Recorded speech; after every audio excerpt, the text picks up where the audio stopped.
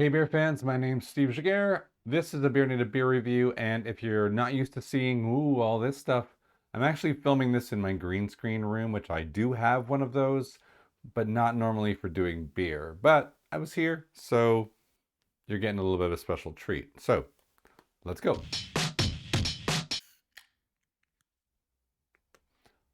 Okay, the beer I'm doing is, I don't know, like a tribute. I'm going to be going to America, specifically Las Vegas, on Friday. And I'm hoping to review some kind of cool beers when I'm there. I've got a couple actually being shipped already to my hotel room. I'm really excited about, but I'm going to go shopping around, because they sell beer everywhere. It's Vegas. I think it's like 24/7, whatever you want, right? So I'm going to be reviewing a beer that was given to me by my friend Adam Wallach. It is, you can see, this is the brewery. I can just duck. Widowmaker Brewing. They make this kind of cool beer here called the Sticky Ripper.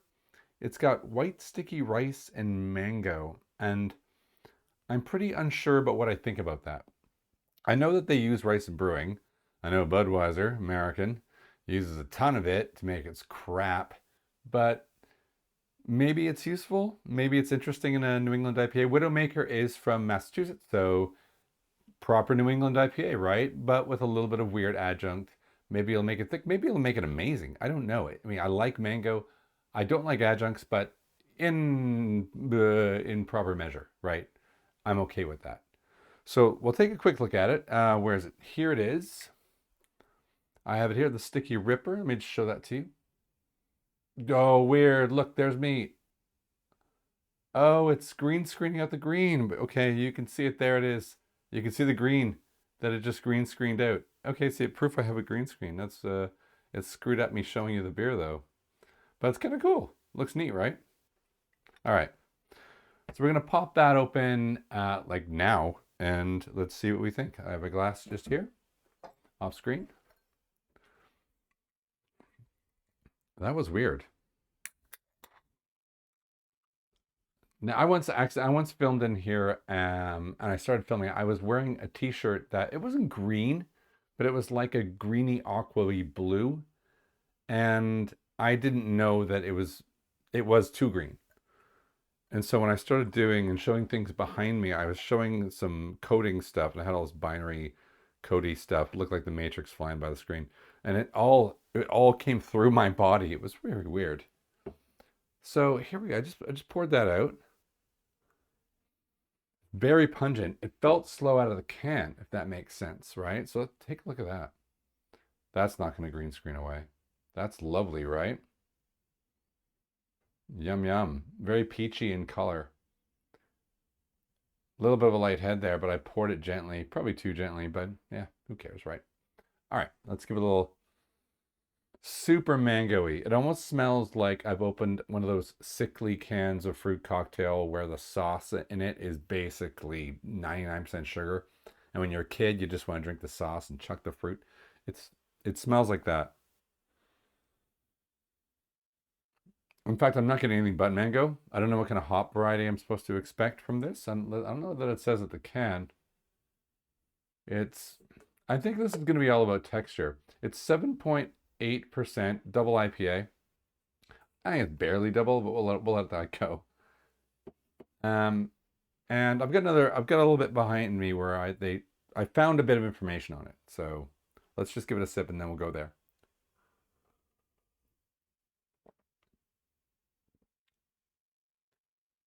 Okay, so obviously there's mango in it, I'm guessing, but it has a hard West Coast hop hit, despite it being East Coast. Ooh, wow.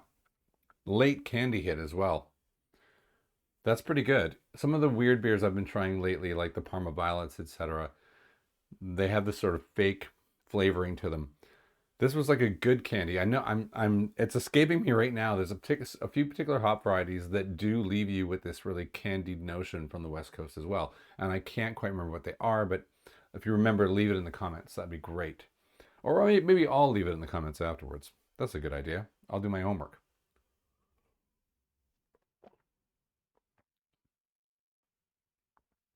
It's not hiding the 7.8%. 7.8. This feels like some would drop this in my sack at Halloween. It's really, really fruity, really candy. You can definitely taste the alcohol is evident.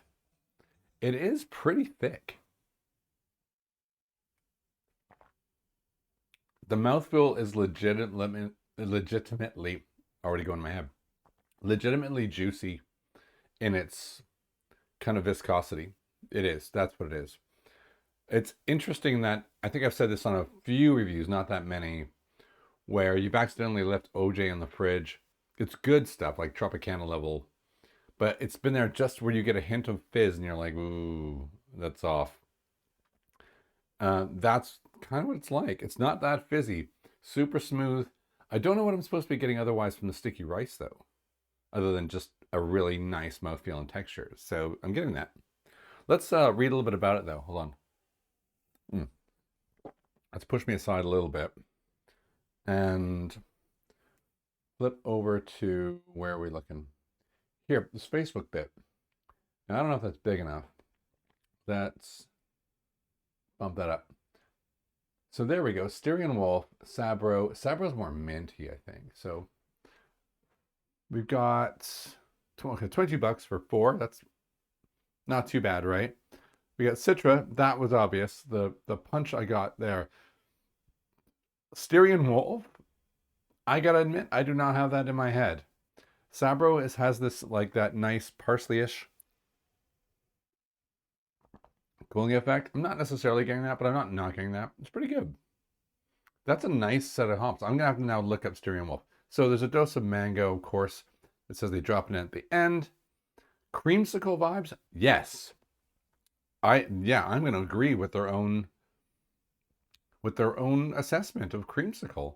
I haven't had a creamsicle in about 35 years, but well, why would I now? Hey, I've got this. Amazing. Maybe I'll try and find some more when I'm over in the States. Dankest cushy.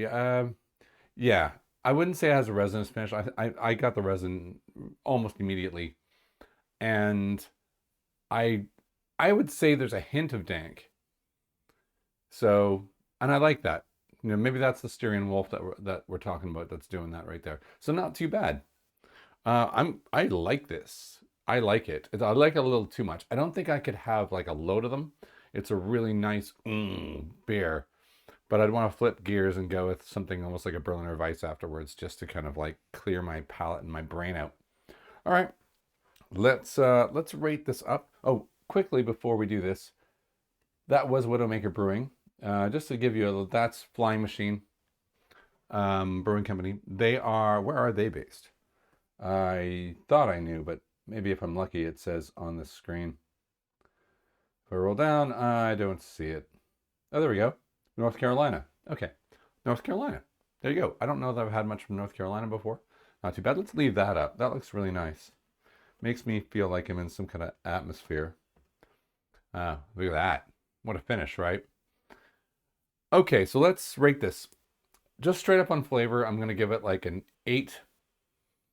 Maybe an 8.5, actually. It's pretty nice. In terms of like can art, I know you can't see it, but it's there. I'll just put it back up there for a second so you can see. Being beamed into space. It's pretty typical. I actually don't know that I would grab it off the shelf. I like when I analyze it, I'm like, oh, that's cool. But it didn't grab me from a branding perspective. So I'm going to give it a pretty level in terms of branding and canning, like a 7. And then in terms of accuracy and innovation or uniqueness, maybe I'd change uniqueness to innovation. I'm going to have to rethink. In 2022, I'm going to do a whole revamp on some of the stuff I'm thinking about and the way I'm scoring, because I don't think people appreciate it. That's it. Only me. But that doesn't mean I'm going to make it go away. So I think it's pretty good. I like the idea of the sticky rice. It certainly changed the texture and the feel, and for the better, if you agree with that. I think mango's cheating a little bit, but it certainly hit the mark in terms of accuracy. So I'm going to give it an 8 out of 10 on accuracy and innovation and uniqueness. So that's pretty cool. So it's going to come in at an 8.5, probably still going to be over a 4 out of 5 on Untapped for sure, like a 4.1, 4.2. I'm pretty pleased with it. And a big thanks to Adam for my American buddy who lives in London for bringing this over, because these are not cheap beers, and he He sneaks them through customs. I don't know what he's doing. I don't want to know. I don't want to know. I don't want to know. But if you can find some Sticky Ripper, or if you can find any from Widowmaker Brewing, I would recommend this. They seem pretty sweet. That's the end of that review. I'm gonna sign out now, and I will see you in Las Vegas. I'm bringing all the gear with me. It's gonna look different because I'll be in a weird hotel. Not a good hotel, but a weird hotel because I can't afford the good hotels. But I will hopefully see you. I'm entering a chicken wing competition. Maybe I'll throw a little bit of film of that if I can do it on there. Maybe Sunday, Monday. No, Saturday. Saturday. This Saturday from Vegas, I will be on. I'll try and even do it live. Time zone will be all weird. It'll be 7 hours behind. Nobody will be watching. But hey, until then, my name is Steve Jaguar. This is BeerNative TV. Thank you for watching. And where's my outro button? I'm looking around trying to find it. Here it is. Keep drinking great beer.